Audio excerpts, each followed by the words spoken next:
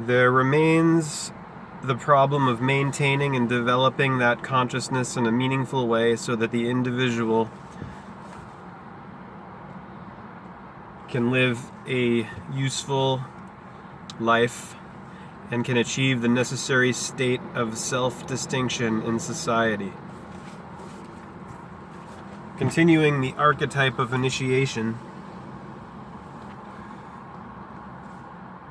a primitive tribe's totem, often an animal, anima, L, symbolizes each tribesman's identity with the tribal unit left in Australian Aborigine, imitating in a ritual dance his tribe's totem, and emu.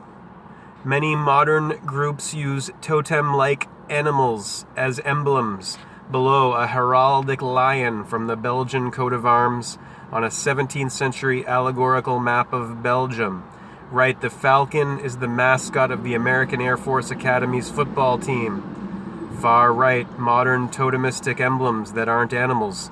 A shop window display of ties, badges, etc. of British schools and clubs.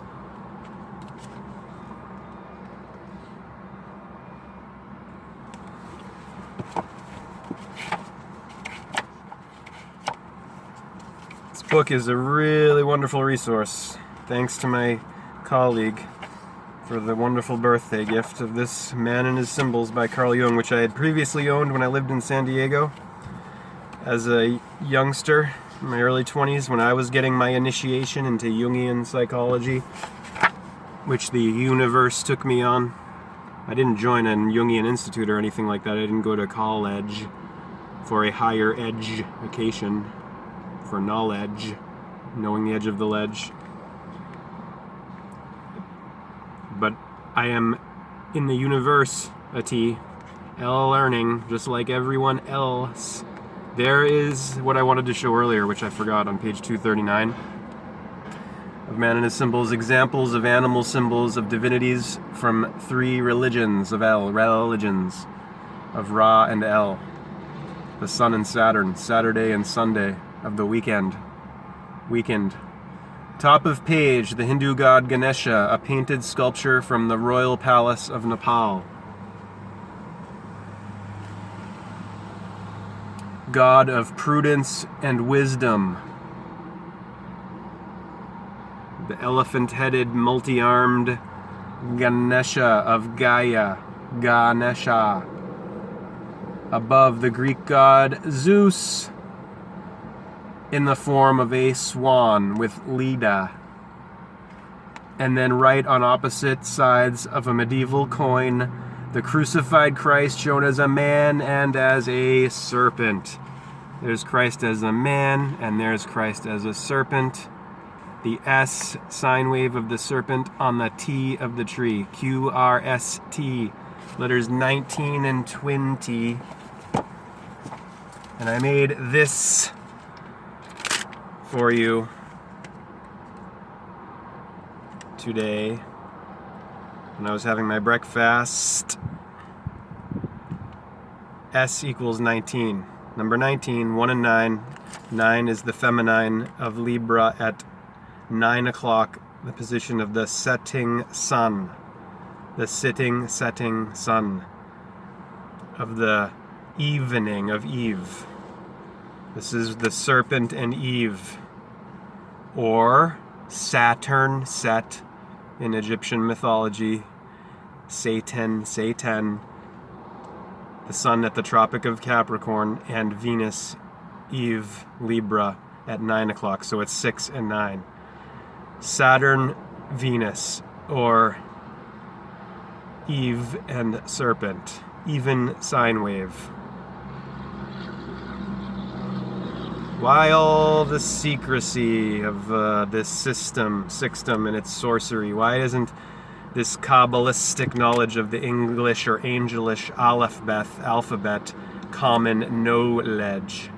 Why is it uncommon knowledge? Why is it esoteric or mysterious? Why do you think all of this knowledge of the sun, the serpent one, the one sun, and the one moon on the ecliptic path of the equator of all equations of evening, of Aries and Libra, sunrise, sunset, night and day, day and night, deity, divinity, divine divide. Why do you think this has gone underground? Well, it's because oligarchs, the ruling few who wish to control the many, they know that knowledge is power. So they give you a watered-down education. And they give you bullshit science. They don't give you the real science of the sun on the ecliptic, of the sine wave. And then we have all of the religions and their false teachings of original sin, literalism instead of symbolism. They edit out astrology, the sun on the ecliptic. That's what astrology is. It's the sun's path through the year, going from the equinox of Mars, Aries, man, the male principle of El, to the solstice of the summer summit, and at June, Cancer, sign of the crab, going side to side, sun stands still, solstice of the summit of the year of the summer, at 12 o'clock, he slides down to Libra for the equinox evening of autumn, of the fall, and then he falls into his winter valley tomb of Eve. And then you have all the evergreens put out, because it's the time of the sun's death. But though he dies, he's reborn on what day? Of course, Christmas, Saturnalia, the solstice ritual of the sun's death and rebirth on the ecliptic.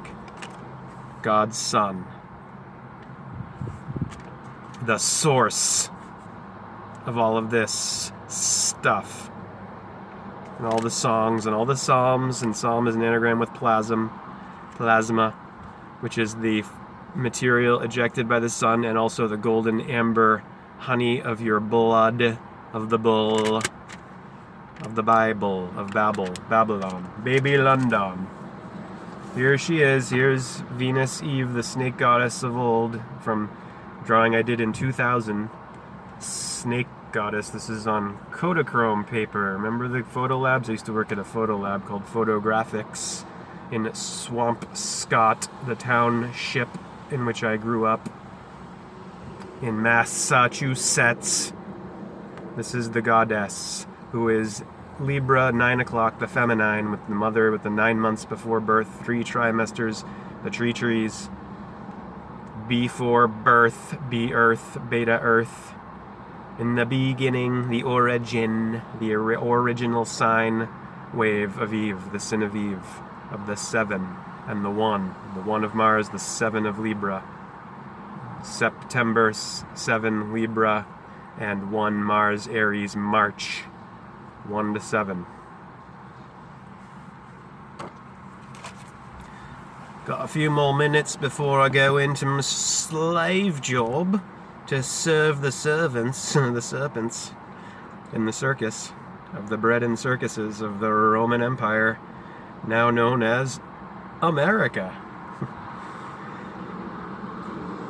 Ancient history and the rituals, or the rites of El, rituals of contemporary primitive societies have provided us with a wealth of material about myths and rites of initiation, whereby young men and women are weaned away from their parents, and forcibly made members of their clan or tribe.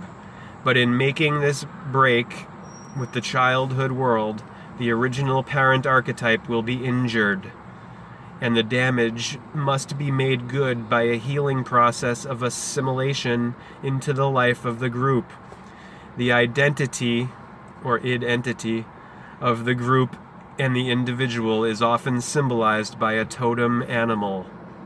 Thus the group fulfills the claims of the injured archetype and becomes a kind of second parent to which the young are first symbolically sacrificed, only to re-emerge into a new life. In this quote-unquote drastic ceremony, which looks very like a sacrifice to the powers that might hold the young man back, unquote, as Dr. Jung has put it.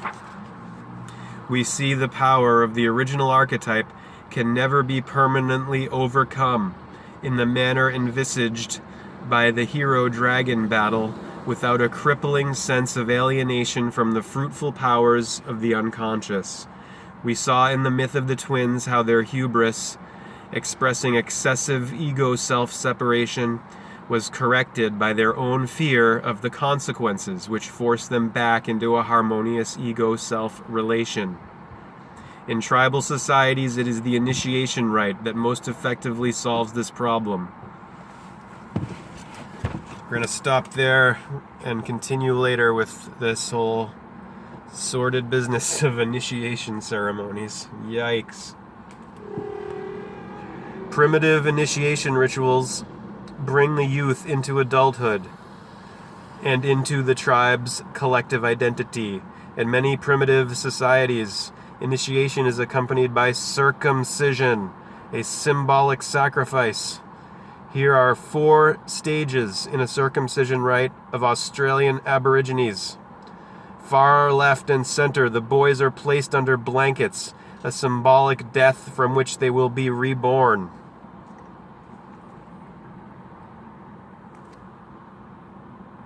Bottom, they are removed and held by the men for the actual operation.